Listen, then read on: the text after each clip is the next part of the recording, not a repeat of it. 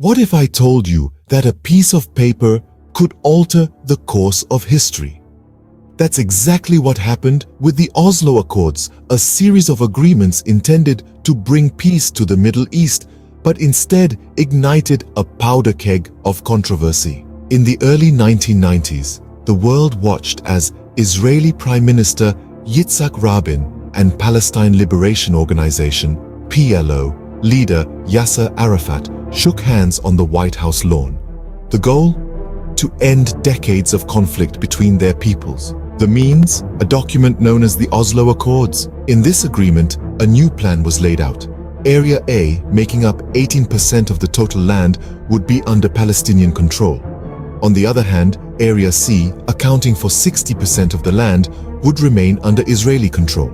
The remaining area would be shared between both. Now, claiming that the Palestinians, particularly Yasser Arafat, were not willing to make concessions is a very interesting claim.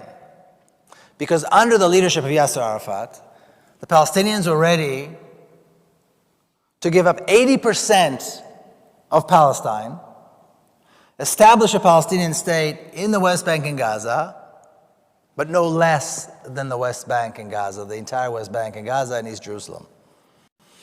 They're willing to recognize and make peace with the very state that destroyed Palestine and forgo the right of the refugees, Palestinian refugees, to ever return. That is not a concession? Has anybody ever made a bigger concession than that? But Yasser Arafat refused to go any further. He refused to surrender completely, which is why he was vilified, and 4 years later, he died with Israeli tanks surrounding his office in Ramallah. In fact, I think it's fair to say that for 30 years, the last 3 decades, up to his death, Yasser Arafat was the most consistent voice for peace in the Middle East.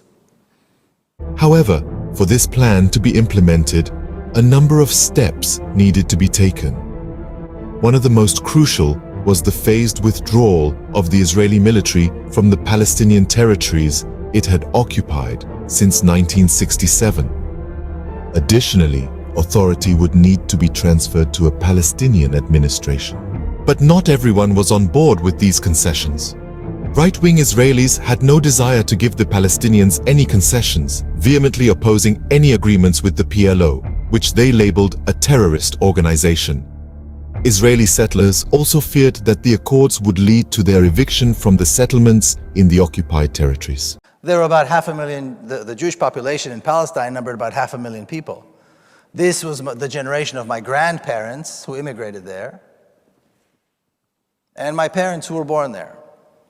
Some 500,000 people who made up the entire Jewish community in Palestine. The Palestinians, the natives of the land, were about 3 times as many, close to 1.5 million people. Yet, the United Nations, in its infinite wisdom, decided to give the larger portion of the country to the smaller community. And it's interesting because to this day we hear people say, you know, this is really all the Palestinians' fault because they rejected the partition plan. Well, first of all, nobody asked them. So it's not like they had an opportunity to reject. But can you imagine not rejecting it? That the United Nations would come and slice off the larger portion of your country and give it to a community of immigrants, really, who just came off the boat. And somehow everybody thought, or maybe they didn't think, but the assumption was that maybe this would work just fine, that everything would be just fine. The opposition was so intense that it led to a tragic event that would forever mark the history of the Oslo Accords. Prime Minister Rabin, one of the key figures behind the Accords, was assassinated in 1995.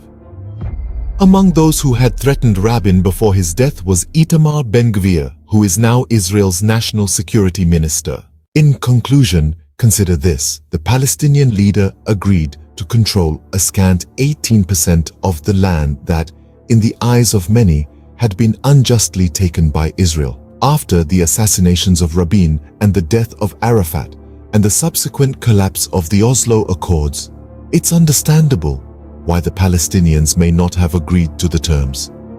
Furthermore, it's worth mentioning that Itamar Ben-Gvir, a controversial figure in Israeli politics, openly reveres Baruch Goldstein, a known terrorist.